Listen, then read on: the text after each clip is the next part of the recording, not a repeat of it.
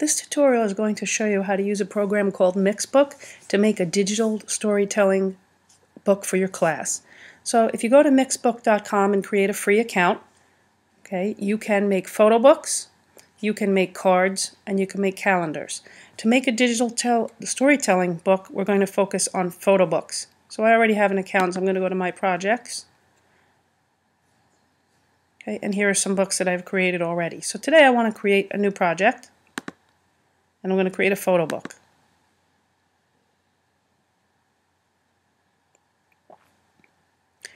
Now when you create a photo book, you can create a blank canvas, which we're going to do today, so I can just show you the basic tools. But there are several different backgrounds and styles, family, and there's way more if you click this arrow, that you want your book to look like. Different backgrounds, seasonal. Okay, so you can choose from those, or you can just choose a blank canvas, which we're going to do today. And you could always add in those elements later, and even with a blank canvas you could put in backgrounds and things like that. Now there's different formats. You can have a square book, okay, a portrait landscape. For now we're just going to use the square book. And don't worry about this pricing. This is if you want to order it, which you can do on their site, and they will send you the actual book. But for this and for classroom use, you can create a book, and then you can get a link of where it can be published on the web, or even an embed code to put it onto a web page. So that's what we're going to be doing for classroom purposes. So we're going to start this book. It takes a few minutes to load. And today I thought we would use the story of the Three Little Pigs to get a basic idea just to create this book.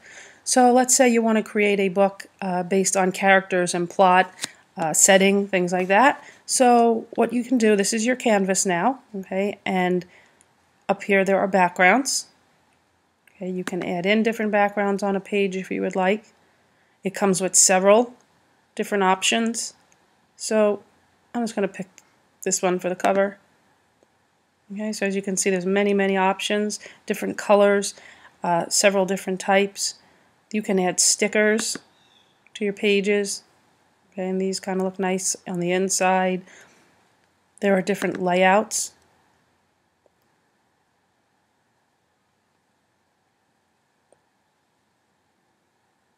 Okay, and when you pick a style, it puts in so many pages. You can always add pages. You can add a blank page, or you can remove a page once you highlight it.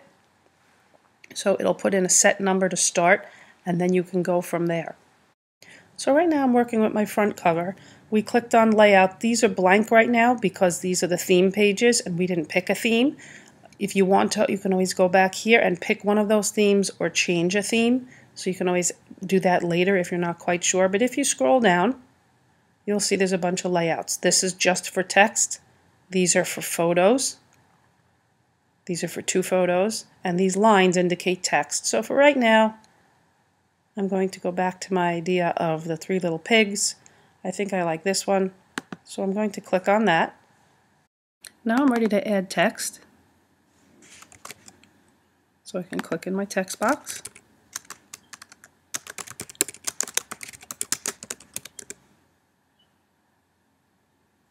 And once my text is highlighted,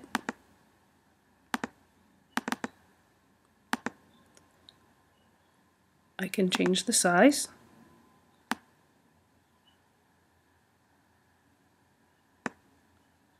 I can change the fonts. I can make it bold, I can center it, I can change the color.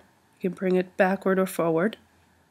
Once you click off of it, if you use the click on the box and use your crosshairs, you can move it down and you can place it where you want. Now I'm ready to add my photo. So the best way to do that in this program is if you go up to Photos and you put all of your photos on this canvas, then you can just drag and drop them. So I'm going to add photos. And I already, before this, finished putting some photos on my desktop. So they're on my computer. I want to upload them. Here's one of them. Brick. Houses is another. I have 4 altogether. Sticks and straw. And I'm going to open that.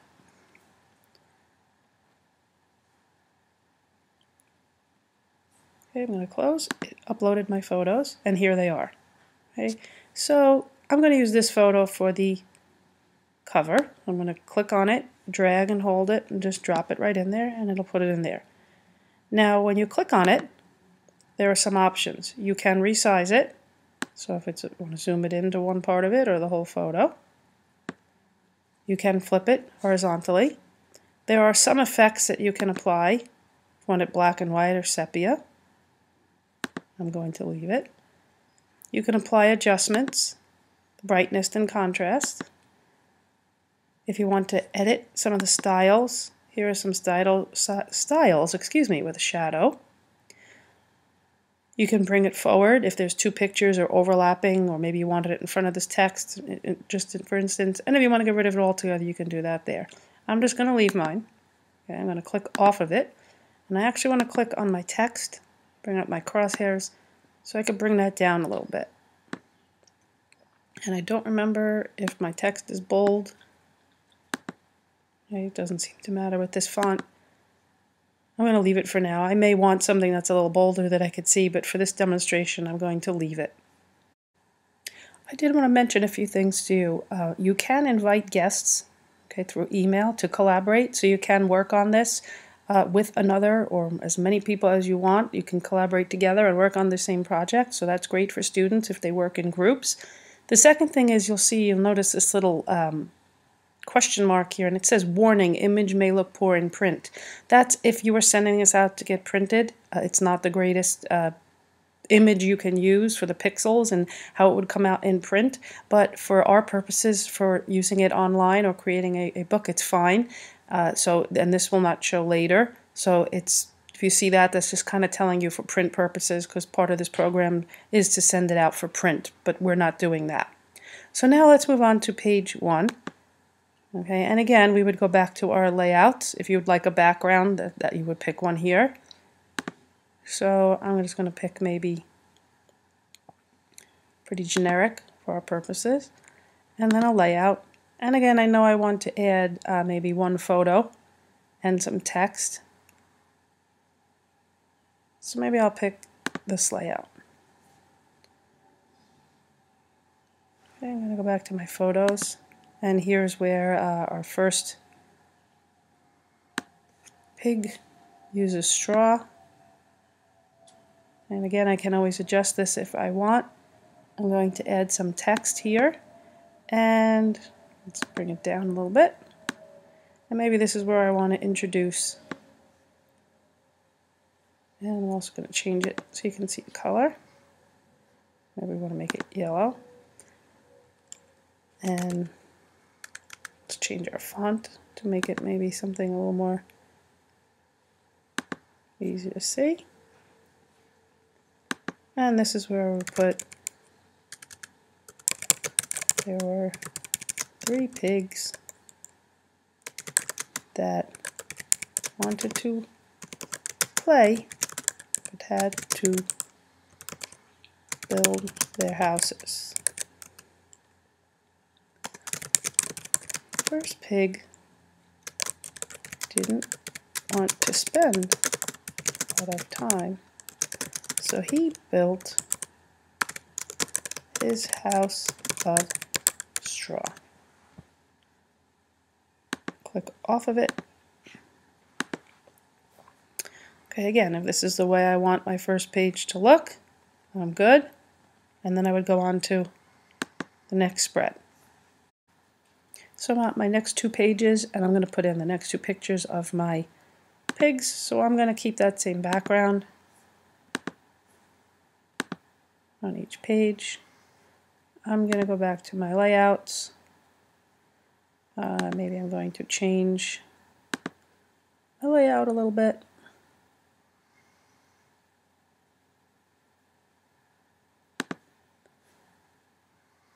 I'm going to go back to my photos. The next pig is sticks. And the last pig is bricks.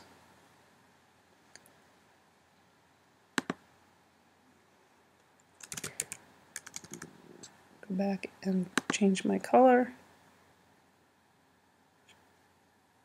Make this one blue.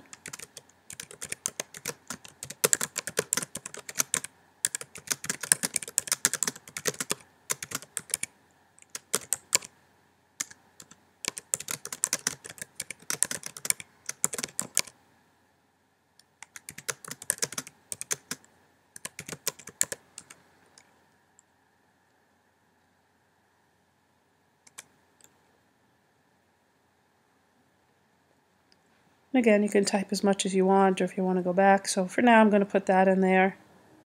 So I went ahead and did this page to save some time, put in my photo and my text. One other feature I wanted to show you is stickers.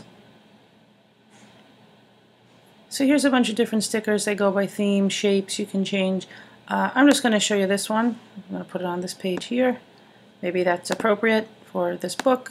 You can still move it, change it. You can do a few things, move it to the back and flip it horizontally. The last thing I want to show you is if you have excess pages that you're not using in your book, if you highlight it and you hit remove page. Once you've X'd out the pages that you no longer want, the extra pages, then you just have to make sure that you highlight on the page next to it and hit remove page to actually get rid of it. Otherwise it will record your book with blank pages in it. So you need to remove the pages and then save it. I need to make sure I save my book, okay, and I have to name it also. So if I'm done now, this had opened another window, so I'm just going to minimize this window and go back to Mixbooks. If it's not there, you're going to go back to my projects, and here's a list of my projects. So here's the one I've been working on. I want to change the title to 3 Little Pigs. Okay. I want to publish this now, so I want to make it public so anybody with the link can see it. Okay. If this is where you can add contributors if you want other people to work on it too. All right, but for now I'm just going to make it a public link, and I'm going to save these settings. So now you have your published book. If you go down, you can see the link. Here is a link to get to the book, and here is an embed code if you want to put that on another web page. So this is how you would have others view your book. You can always go back and edit. If you go to the top, you can always edit it. Okay, if you go back to your projects, you'll have a list of all the books that you've made. Okay, you have the option to edit it. Okay, you can always delete it. And once you edit it, you don't have to republish because it's a live link, so it will be updated on the new link that you've created. So there are a lot of uses for this, not only in language arts, but social studies, all classes, to show maybe summaries, to show what you know. It's another way of using a presentation program instead of Prezi or Google Slides or PowerPoint. So there's a lot you can do with it, and have fun.